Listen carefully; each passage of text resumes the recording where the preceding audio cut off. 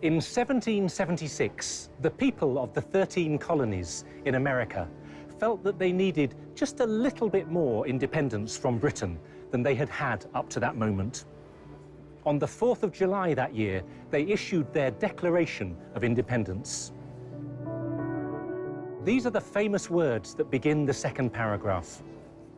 We hold these truths to be self-evident, that all men are created equal, that they are endowed by their Creator with certain unalienable rights, that among these are life, liberty, and the pursuit of happiness. Whatever you think about the Declaration and the list of rights that are included, what's really interesting is the order of words.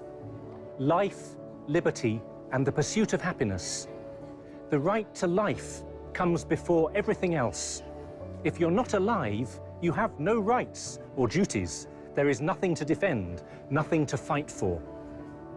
It's the same with the 1948 Universal Declaration of Human Rights from the United Nations.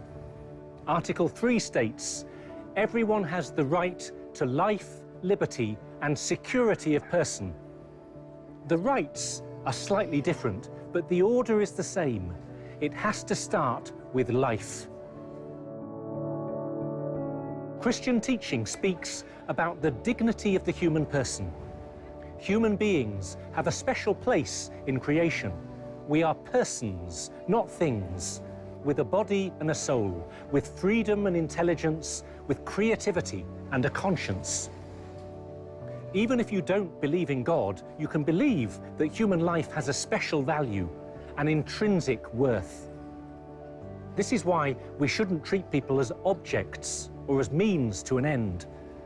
Their dignity does not depend on what other people think about them. It doesn't depend on their gifts or abilities. It depends on their humanity. This dignity can never be taken away. That's why we should honor someone's life from beginning to end, from conception to their natural death. This is what it means to respect the sanctity of life. Two experiences come to mind when I think about these things. When I was a student, I spent a summer volunteering with Mother Teresa's sisters in North London. They ran a soup kitchen and a hostel for homeless people. I've never chopped so many carrots or prayed so many rosaries. But what touched me was the way the sisters treated each person. They never turned anyone away, no matter how difficult the situation. People were often filthy from living on the streets. Many of them had serious mental health problems. The sisters showed such kindness to each individual. There was no pretense. The dignity of the human person was not just a theory, it was a living reality. The second experience was soon after I had become a priest. One of the mothers in the church where I worked had a very difficult pregnancy, and she ended up having a premature birth when the child was just 23 weeks along. I went to visit her the next day in the neonatal ward at St. Mary's Hospital in Paddington. It was the smallest baby I had ever seen. What moved me was not just the concern of the parents, I expected that. It was the care of the whole neonatal team. The whole medical unit was focused on these tiny babies who had nothing to give except their being, their life itself. This team understood the meaning of human dignity. And yes, the baby made it and was sitting in the church with her parents a few months later. In the 10 Commandments of the Old Testament, God said to Moses, "You shall not kill." It's sometimes translated as, "You shall not murder." We have a right to self-defense, but it's wrong to directly and intentionally kill an innocent human being. This is why Catholic teaching forbids murder, abortion, euthanasia, and suicide. Some people, of course, are not fully aware that something is wrong, or not fully responsible for their decisions. And some situations get so complicated that it's not clear what the right way forward is. We should always have compassion and never be quick to judge others in difficult situations. But the teaching is clear, and it's there to defend human dignity and to protect innocent human life. There are so many other ways that we can defend human dignity. The right to life is not the only human or Christian value, but the foundation of every other human right and human dignity is the right to life, which is why the dignity of the human person is the most important place to start.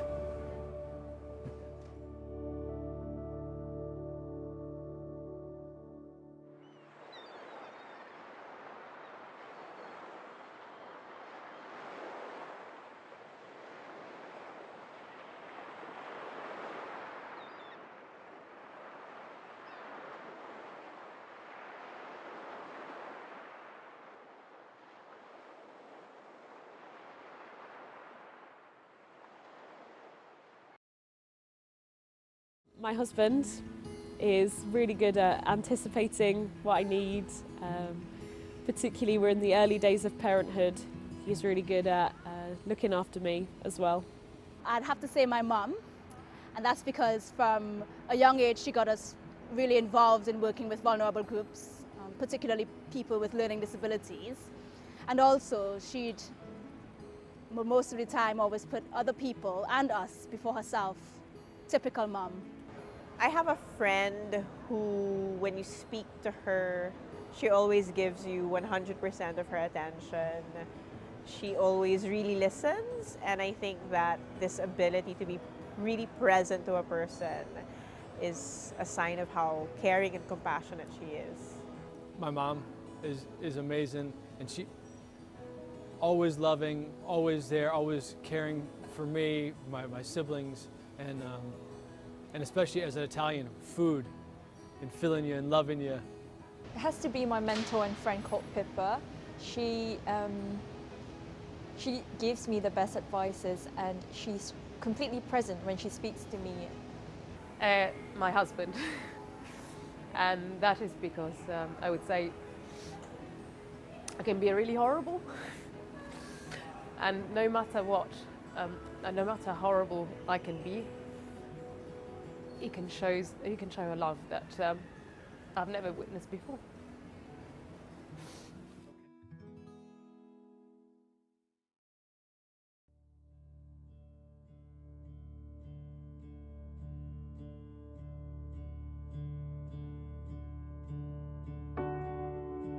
As Christians, how do we live our faith in the world? Well, there's a paradox. On the one hand, we're called to build up the kingdom of God, to make the world a better place. There is work to do. On the other hand, our true home is in heaven. We know that everything in this world will pass away. We're waiting for the new Jerusalem that was promised to us in the Bible, in the book of Revelation. You might have heard this saying before: act as if everything depended on you, pray as if everything depended on God. This is why we have 7 days in the week. There are 6 days for working and 1 day for resting and reflecting. Of course, it doesn't always work in a tidy way like this. But we need to have some way of handing everything over to God and remembering that only He can bring it to fulfillment. The Catholic Church has developed a great body of social teaching to help us understand what makes a good and healthy society. One of the key themes is balance. It's about individual human rights and the rights of the family and society.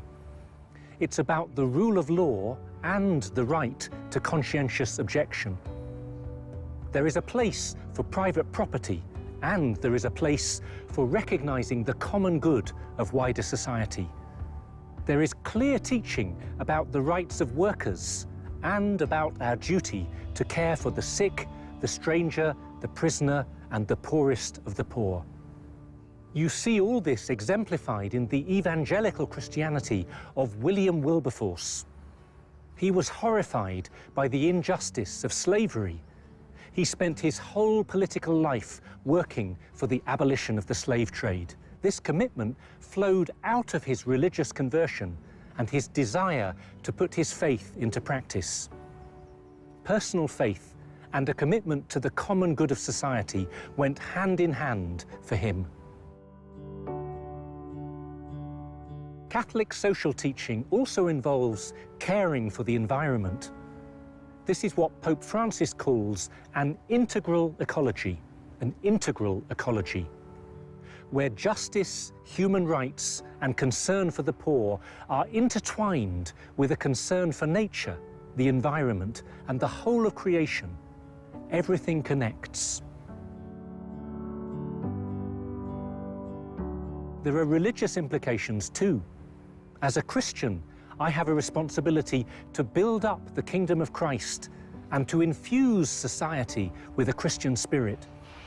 I also have a responsibility to respect the religious freedom of those who do not share my faith.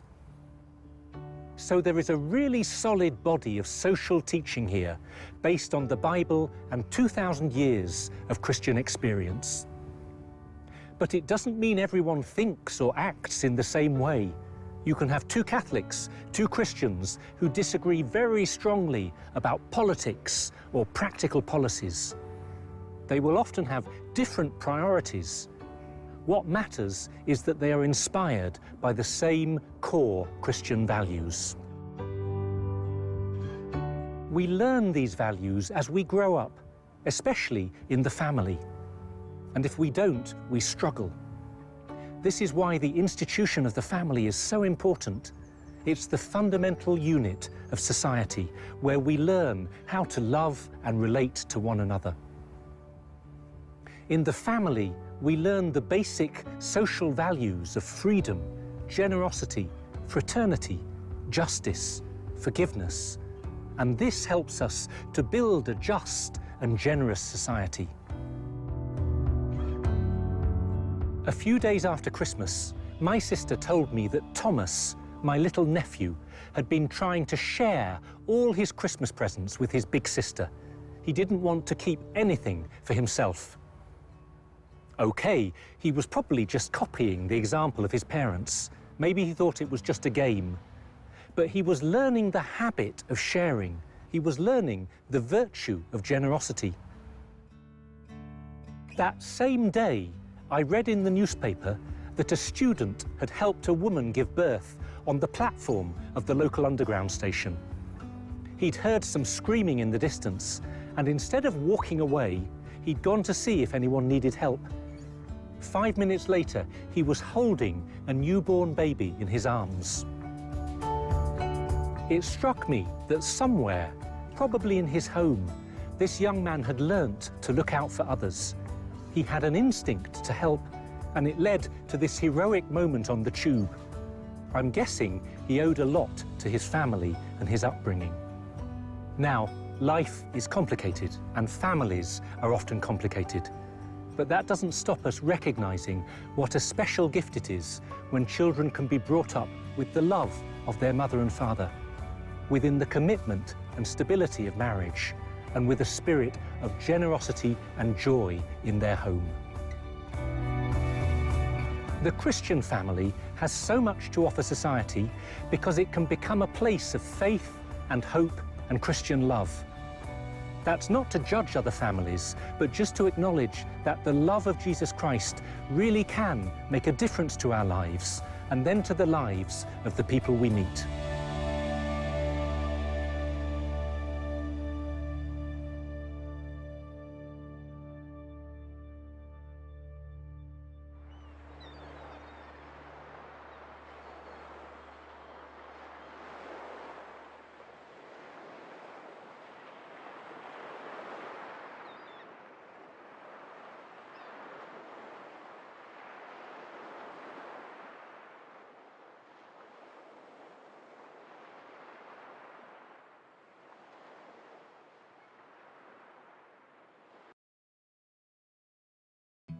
The main thing that comes to mind is a society that's focused on the individual person, the individual human, that we want that each individual to flourish and to live well.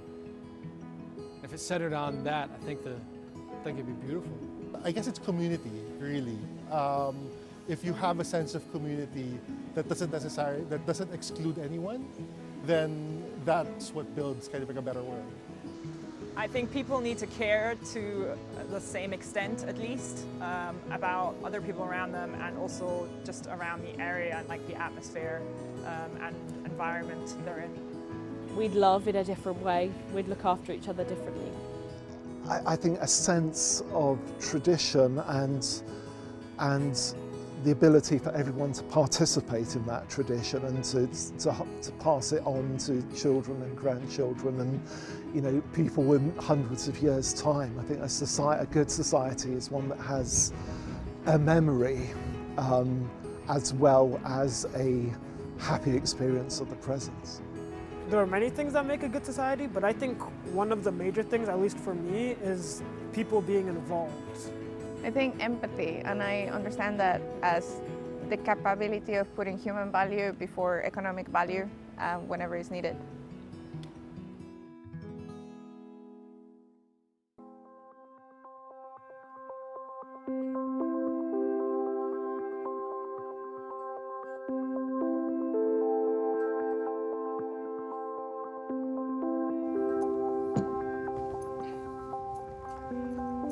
One day, when I was a student, I was rushing through the town centre at lunchtime. I saw a homeless person collapsed on the ground in front of me. I was distracted and didn't have time to think, so I just stepped over him. And I don't mean I walked around him, I literally stepped right over him and walked on. It was about 10 steps further on that I began to process what had happened. I kept walking, but there was this weight within me, like a physical heaviness. I just knew it was wrong to ignore someone in such need, however busy I was, and my steps got slower and slower and slower. Eventually, I stopped in my tracks and turned around. He was still there. I went back and sat with him for a while. He came round, we talked. We managed to contact someone he knew, and he found somewhere safe to stay that afternoon. I'm not pretending I was some sort of hero. It's exactly the opposite. I didn't care. But even when I had walked on, I couldn't get rid of this voice within me. I think it was the voice of conscience. Our moral conscience, in the Christian understanding, calls us to do good and to avoid evil, to do the right thing and avoid what is wrong. It's not just a feeling or an instinct, it's like an understanding or an inner voice. It speaks to our freedom, it connects us with the goodness of God. We have a duty to follow our conscience. If we don't, something within us can never settle. We might pretend that everything is fine, but there is an inner conflict. We lose our spiritual peace and our integrity. We also have a duty to form our conscience and to grow in virtue. Most of us inherit a lot of assumptions and prejudices and pick up a lot of bad habits along the way. So we need to deepen our understanding about what is truly right and wrong. For a Christian, this involves prayer and listening to the Holy Spirit. It involves studying the Bible and following the teaching of the Church. Conscience is not just an inner voice, it's an openness to the truth, wherever that can be found. It's an openness to Jesus Christ, ultimately, who is the way, the truth, and the life. St. Thomas More gave a great example of following conscience, whatever the cost. He was a lawyer and scholar in the 16th century and became England's most senior politician. But he came into conflict with King Henry VIII over the question of divorce and the unity of the Church. Many of his friends encouraged him to agree with the king. He tried to find a compromise, but he felt he couldn't swear to something or sign something if he believed it was untrue. He couldn't betray his conscience. So King Henry had him executed in the Tower of London.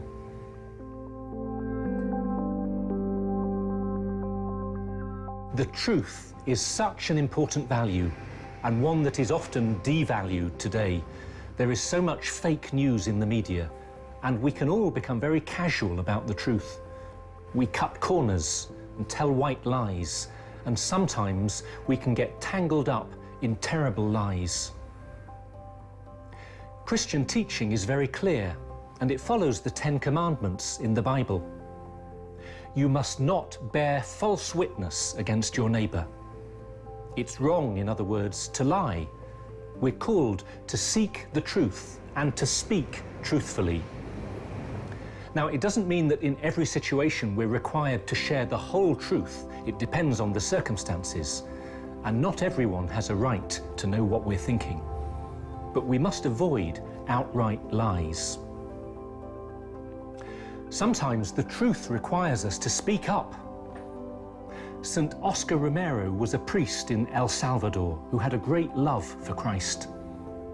Through the 1970s, he became more and more aware of the hardship of the poor and the violence of the government security forces. In 1977, he was chosen to be Archbishop of San Salvador.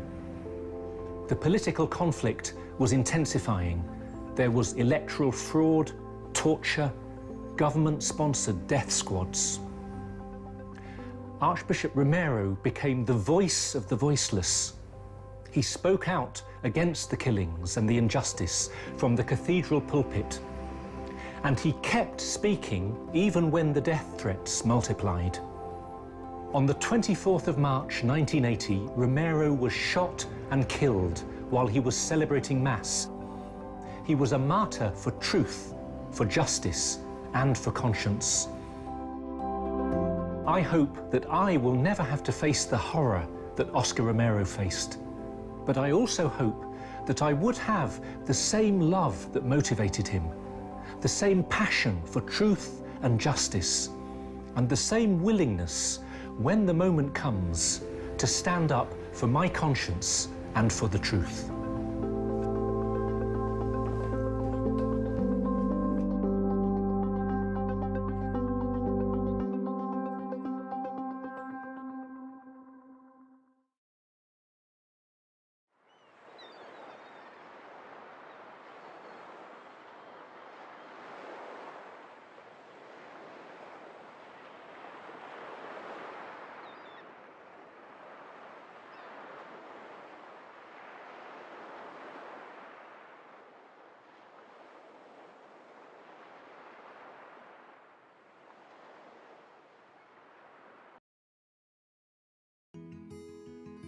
Absolutely, all the time, no matter what. Even if the consequences of you telling the truth are not the best, or they don't look the best at first, but in a sense, the reward of telling the truth will come back to you. Maybe not directly, not straight away, but at a later stage, I would say. Yes, always. I think you should never lie. You shouldn't necessarily tell people things that they don't have the right to know, but I don't think you should lie. Does it constitute lying if you're planning a surprise party or trying to keep something from someone but for their own benefit? Yes, I think so. I think we should always speak the truth, but we don't always have to speak. I don't know. I can think of situations where the truth would be unwise or hurtful. But yeah. But also it kind of seems like a good thing to do, to be honest, so. Yes, always tell the truth.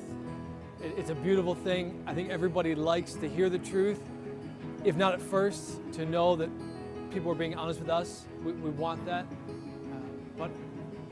And I can't not be honest and truthful. Like, it doesn't even sit well in me if I have held back or haven't been honest. If you're lying to save a life, for example. But I think that there should always be truthfulness in everything you're doing and everything you're saying. Yes, but we need to learn how to tell the truth in a loving way